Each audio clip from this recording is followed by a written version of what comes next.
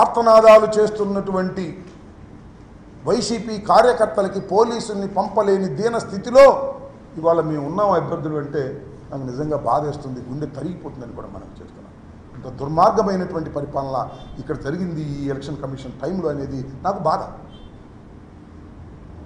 CI ఎత్తడు, DSP ఎత్తడు, SP ఎత్తాడు. SP గారు పాపం మాట్లాడుతూ ఉన్నాడు, పంపిస్తున్నాను అంటున్నాడు, 5 నిమిషాలు వెళ్తానంటున్నారు, 5 కాదు గంట అయినా కూడా రీచ్ కానటువంటి పరిస్థితి.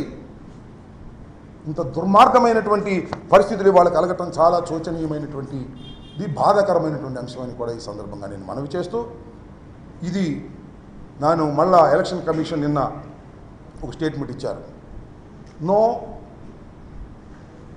రీపోలింగ్ అని. నేను again I'm asking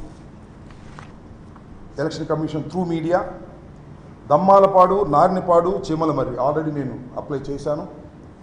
web cameras పెట్టారు. ఎలక్షన్స్లో వెబ్ కెమెరాస్ ఎందుకు పెడతారు? అక్కడ సరిగ్గా ఎవడ ఓటు వాడు వేసుకున్నాడా లేదని దానిలో చూస్తారు. అది చూసి ఎవడ ఓటు వాడు వేసుకోలేదు కూడా రీపోలింగ్ పెట్టాలి కదా.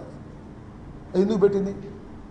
I request the election commission of Andhra Pradesh, please verify the web cameras and give the decision. Don't take మేము ఈ రీపోలింగ్ పెట్టము అనేది ప్రజాస్వామ్యంలో కరెక్ట్ కాదు. మా విన్నపాలు తీసుకోండి, తీసుకొని పరిశీలించండి.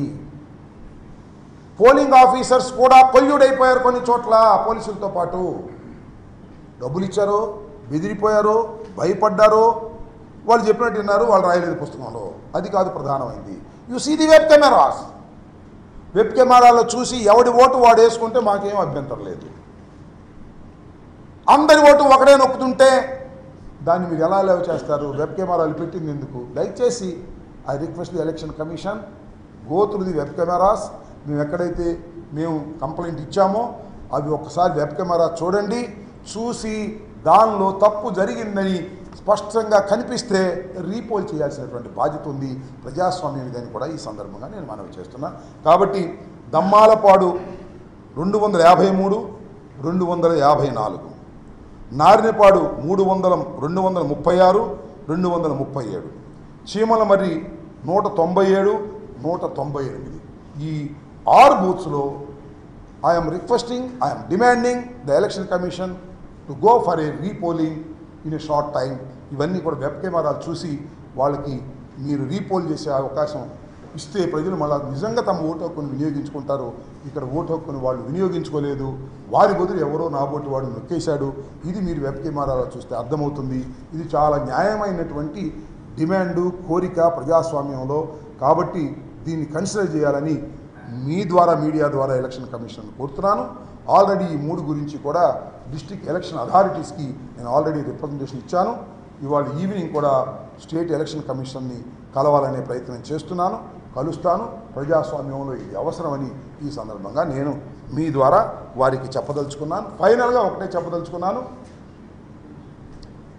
ఎన్ని జరిగినా, ఎన్ని కుట్రలు చేసినా, ఎన్ని తగాదాలు చేసినా, మైనారిటీస్ మీద, ఎస్సీస్ మీద, బీసీస్ మీద ఎన్ని దాడులు జరిగినా గెలిచేది మాత్రం జగన్మోహన్ రెడ్డి గారే. మళ్ళా పరిపాలన కూడా జగన్మోహన్ రెడ్డి గారే చేస్తారు. మళ్ళా పరిపాలనలో మంచి కార్యక్రమాలు చేస్తారు. 4వ తారీఖు మీరే చూడబోతున్నారు. రెచ్చిపోయే ఆ మోకలకు చెప్తున్నాను, జగన్మోహన్ రెడ్డి గారే మళ్ళా ముఖ్యమంత్రి. బ్రహ్మరుద్రాలు లేకమైన చంద్రబాబు ముఖ్యమంత్రి కాలేడు. ఎందుకంటే చంద్రబాబు మోసగాడు. చంద్రబాబు చెప్పింది ఏ పని చేయలేదు. 14 సంవత్సరాలు చంద్రబాబు ప్రజల్ని మోసం చేశాడు. మేనిఫెస్టో పెట్టి మేనిఫెస్టోలో మోసం చేశాడు, ఒక్కటి కూడా చేయలేదు. నేను అందుకే చాలా సందర్భాల్లో చెప్తున్నా, ఇచ్చిన ప్రతి మాటను నిలబెట్టుకున్న మొనగాడు జగన్మోహన్ రెడ్డి. ఇచ్చిన ప్రతి మాటను చెత్తబుట్టలో వేసిన మోసగాడు చంద్రబాబు నాయుడు.